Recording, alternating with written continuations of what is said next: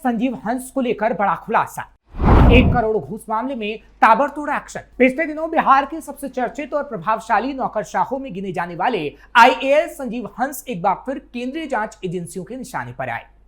लेकिन अब ऐसे सवाल पूछे जा रहे हैं जिसके जवाब एजेंसी को तो देने ही होंगे, लेकिन संजीव हंस को भी कई राज उगलने होंगे, क्योंकि करोड़ों की घूस मामले में बड़ा खुलासा हुआ, जिसके बाद हम आपको बताएंगे कि आखिर क्यों बेबाकी से सवाल इस मामले में पूछे जाएंगे। नमस्कार, कैपिटल टीवी का खास शो विवाद सवाल देख रहे हैं आप। मैं हूं आपके साथ हर्ष भारद्वाज। बिहार कैडर के वरिष्ठ आईएएस अधिकारी संजीव हंस एक बार फिर विवादों में हैं।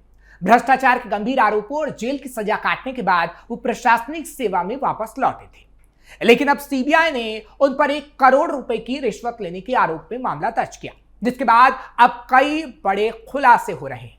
सवाल है कि आईएएस संजीव हंस जैसे बिहार में कितने भ्रष्टाचारी, 1 करोड़ घूस मामले का क्या है पूरा सच। सवाल यह भी कि सीबीआई को क्या क्या सबूत मिले। 10 महीने जेल के बाद अब तिहाड़ जाएंगे आईएएस। भ्रष्टाचार के आरोपों के बाद कितनी तेजी से हो रही कार्रवाई। जैसा कि हमने आपको बताया कि बिहार कैडर के सीनियर आईएएस संजीव हंस पर सीबीआई ने एक और केस दर्ज किया है। यह केस उस वक्त का है जब वो केंद्रीय प्रतिनियुक्ति पर भारत सरकार में उपभोक्ता मामलों, खाद्य और सार्वजनिक वितरण मंत्री के निजी सचिव थे। सीबीआई ने दिल्ली स्थित कार्यालय में संजीव समेत 8 को नामजद करते हुए केस दर्ज किया। संजीव हंस पर 1 करोड़ घूस लेने का आरोप है, लेकिन अब कई सवाल भी खड़े हो रहे हैं और ऐसे चौंकाने वाले खुलासे भी जो आपको हैरान कर देंगे।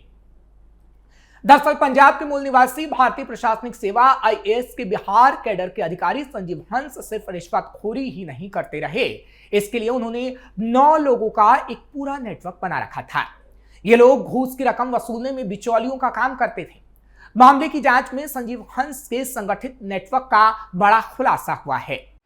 अपने खास 9 लोगों का बनाया नेटवर्क। संजीव हंस के 1 करोड़ रुपए की रिश्वत लेने के मामले के अलावा उनके खिलाफ रिश्वतखोरी के लिए एक संगठित नेटवर्क बनाने का भी बड़ा आरोप है।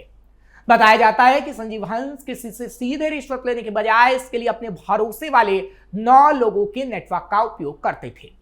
हंस 1 साल जेल कैद भी काट चुके हैं, फिलहाल जमानत पर हैं। उस पर जांच एजेंसियां, प्रवर्तन निदेशालय, ईडी और एसयू के साथ साथ सीबीआई ने भी केस दर्ज किए हुए हैं। लेन देन, हवाला और फिर निवेश। संजीव हंस की काली कमाई के नेटवर्क के बारे में चौंकाने वाले खुलासे हो रहे हैं। उसके नेटवर्क में शामिल बिचौलिए, ठेकेदारों, व्यापारियों, उद्योगपतियों से कमीशन लेने की बात है। ये रकम हवाला और बैंक ट्रांसफर के जरिए आगे भेजी जाती थी। इस राशि का अलग अलग स्थानों पर निवेश किए जाने के संकेत भी मिले हैं। रिश्वत के पैसे से बनाई गई प्रॉपर्टी को जांच एजेंसियां बेनामी संपत्ति मान रही हैं। एनफोर्समेंट डायरेक्टरेट यानी ईडी के मुताबिक संजीव हंस के नेटवर्क में शामिल हर व्यक्ति की एक तय भूमिका होती थी। इसमें से कोई रकम वसूलता था, कोई पैसा ट्रांसफर करता था, तो कोई इसे इन्वेस्ट करने का जिम्मा संभालता था। नेटवर्क के हर सदस्य की तय थी भूमिका। संजीव हंस के लिए काम करने वाला पुष्पराज बजाज पर एनसीडीआरसी के मामले में आदेश दिलाने के लिए रिश्वत लेने का आरोप है। शादाब खान पर आरोप है कि उसने एनसीडीआरसी केस में रिश्वत किस्तों में ली थी, वो हवाला के जरिए रकम के लेन देन में शामिल था। पवन कुमार पर आरोप है कि उसने जन संसाधन विभाग में ठेकेदारों से कमीशन लिया। उस पर फर्जी बिल बनाकर पैसे जुटाने का आरोप है। यानी ये तमाम लोग हैं जो आईएएस की मदद करा करते थे और रिश्वत लिया करते थे। कमीशन लेता था पूर्व विधायक, बड़ा खुलासा। इतना ही नहीं, संजीव हंस के नेटवर्क में शामिल कमलकांत गुप्ता के अकाउंट में कमीशन की राशि ट्रांसफर की जाती थी। उसने पंजाब के मोहाली और कसौली में प्रॉपर्टी भी खरीदी थी। पूर्व विधायक गुलाब यादव पर ठेका दिलाने के एवज में कमीशन लेने के आरोप हैं। उसने महाराष्ट्र के पुणे में सीएनजी प्रोजेक्ट में निवेश भी किया। ट्रांसफर और पोस्टिंग में भी वो अपने प्रभाव का उपयोग करता रहा था। महिला वकील को दिए करोड़ों रुपए। इस नेटवर्क में शामिल प्रवीण चौधरी ठेकेदार और जल संसाधन विभाग के बीच एक पड़ी थी। दिल्ली में काफी कीमती फ्लैट की खरीदी में भी उसकी अहम भूमिका थी। सुनील कुमार सिन्हा पर आरोप है कि उसने एक महिला वकील को करोड़ों रुपए के पेमेंट में मुख्य भूमिका निभाई थी। उसने बैंक और हवाला के जरिए पैसा ट्रांसफर किया था। देवेंद्र सिंह आनंद को एनसीडीआरसी मामले में ली गई रिश्वत की रकम का एक हिस्सा मिलता था।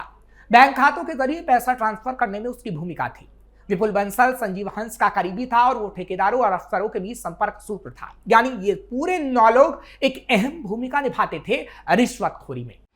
दस्तावेजों में एस सर का जिक्र मचा हड़कंप।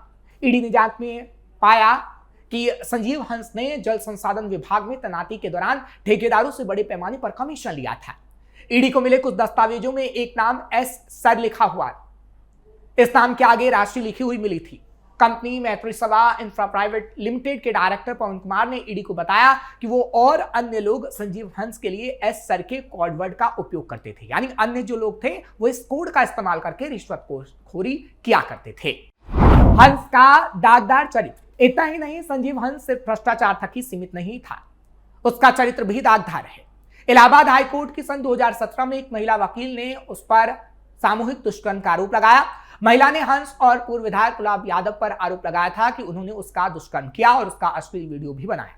सिर्फ इतना ही नहीं, महिला वकील का दावा है कि वो संजीव हंस के बेटे की मां है। इस बच्चे का जन्म सन 2018 में हुआ था। हंस और यादव पर दुष्कर्म का आरोप। महिला का आरोप है कि संजीव हंस और गुलाब यादव ने उसका एक बार नहीं बल्कि कई बार सामूहिक दुष्कर्म किया।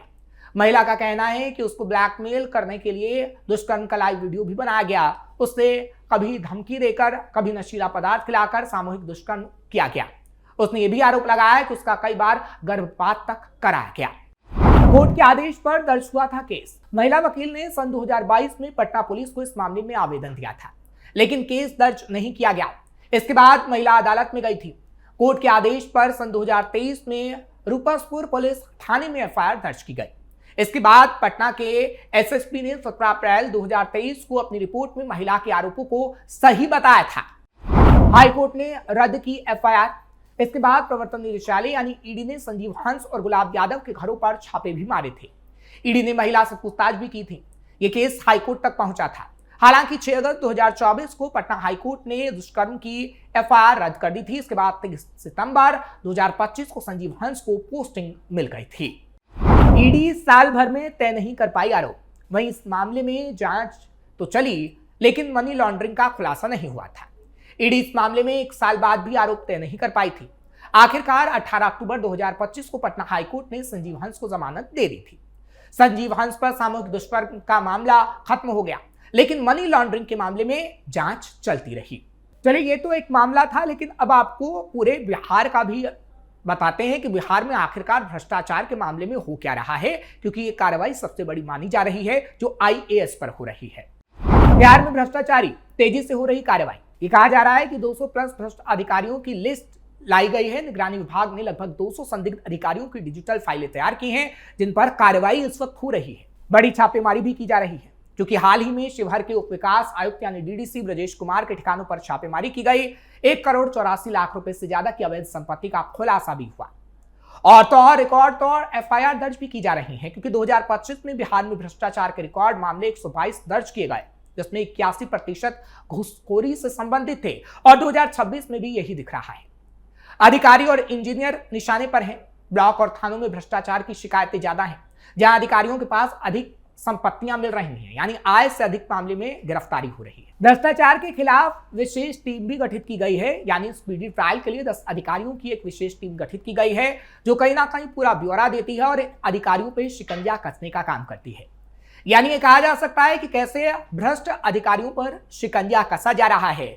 और आईएएस के मामले में जब ईडी ने कार्रवाई की, तो अब सीबीआई भी लगातार छापेमारी कार्रवाई कर सकती है।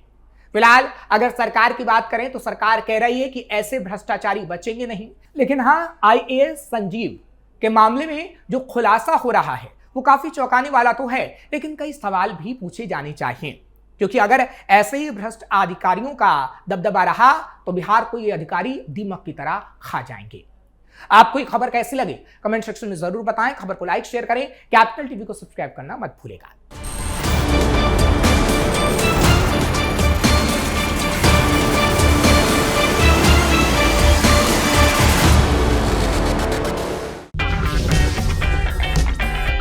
अगर आपको हमारा वीडियो पसंद आया हो तो इसे लाइक करें, हमारे चैनल को सब्सक्राइब करें और हाँ, बेल आइकन दबाना ना भूलें, ताकि आप तक हमारे वीडियो की नोटिफिकेशन पहुंचती रहे।